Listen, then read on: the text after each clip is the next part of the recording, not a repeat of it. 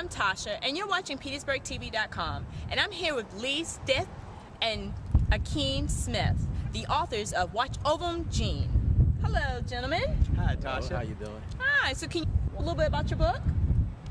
Well, the book is called Watch Over 'Em, Gene. It's a historical fiction. It's about 98.9% accurate, based off true stories and accounts of life, the culture, and the social life of the Avenue and the people who interacted here. Okay. So can you tell us about, a little bit about the history that's within the book? 'Cause I know there's a lot of history within here. We're standing right here on South Avenue. You see the Rialto Club is our backdrop. This is a famous location here in Petersburg. We have South Avenue, Halifax Street, and Harrison Street. It's a triangle. At the turn of the century, it was called New Market. Farmers would come here from all over Virginia to bring their wares. And we developed right here during segregation our own community for economic development. Okay. And what kind of area was this back then? What kind of atmosphere did this location have? Oh, it was a very rich and prosperous area and neighborhood due to the fact that Brown & Williams Tobacco was over there, and it brought a lot of jobs. And as Petersburg being a center for tobacco cultivation and brokerage, it was a lot of black entrepreneurs developed and had businesses here.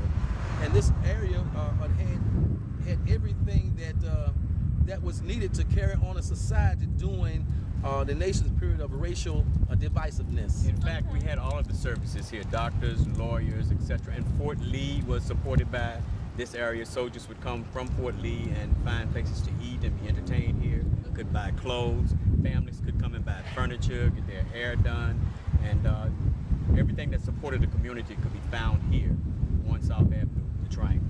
If I may be a little bit more specific, right down here was a place called the Barnes Theater, where a lot of the GIs, the black GIs from Fort Lee, they would come down here and be entertained and had a good time. And over here you had the world famous Chatterbox with the Big Bunny sign outside, which I believe Hugh Hefner might have gotten from here when he and John Wayne had come through here early on. And then we had the Big Vim drugstore. We had it was just all types of businesses and things that were necessary for carrying on life in a society. I was glad to be brought into this project by the author Lee Stith as a co-author and editor of the book. And what we found, we talked about the period of racial divisiveness, that a lot of times that's purported, but it's not as bad as it may appear.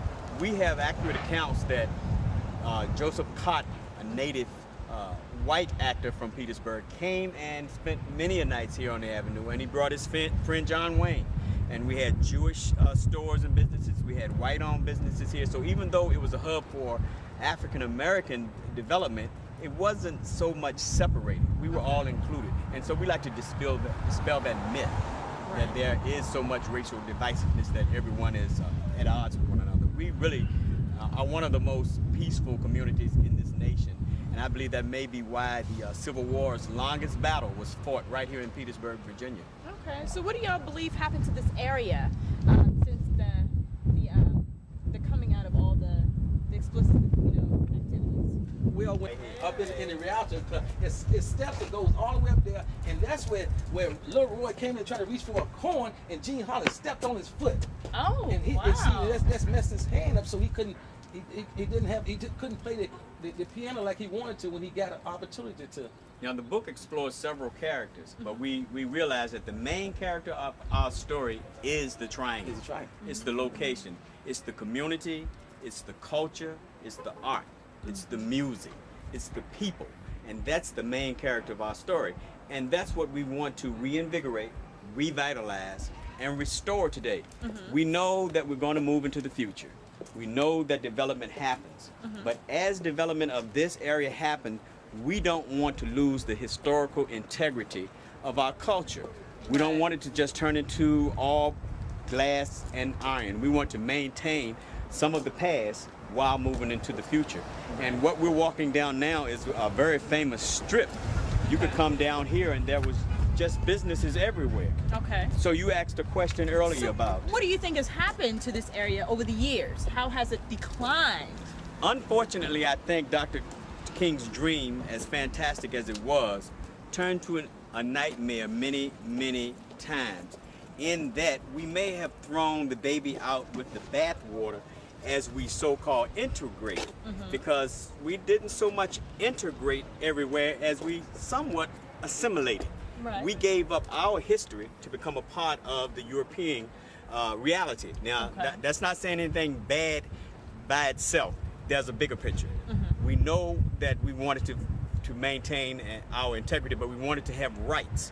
But when you look at the accurate historical accounts, every black high school in the nation at integration became the junior high school. Okay. And every black community became deteriorated. Right. So we don't want to be angry, throw bricks. We just want to encourage our community to begin to revitalize, reinvigorate, and establish our art and our culture again, to build it back up again, and to restore, preserve the historical integrity of our communities. So what do you believe needs to be done in order to restore the history of this area? Well, research. We've got an organization that we may get some interns to help us to do more research. Education is always the key. We want to educate our community as to just what was here. We believe that a lot of our young people begin to destroy and kill ourselves because we have no sense of investment in our community. In building up the avenue, we foresee having a relationship with the vocational education department of the school system to get our students involved with painting, plumbing, electrical work, side them up with professionals and let them learn a skill. And if they have a hand in building this community up, then they will feel invested and will be less likely to destroy it. Well, thank you, gentlemen, for coming and giving us that wonderful lesson and education on our history and our area, because we all need to learn this. Hi. We do appreciate Thank you. PetersburgTV.com for Thank you. coming out and spending some time and helping us to get the word out Absolutely. about this great location in Petersburg. And we want to be a part of the regional development of Petersburg. We love Old Town. We love Uptown, we love Downtown, and we think it's one town, and we want to present ourselves in the region as a united community. Well, thank you. Thank you again.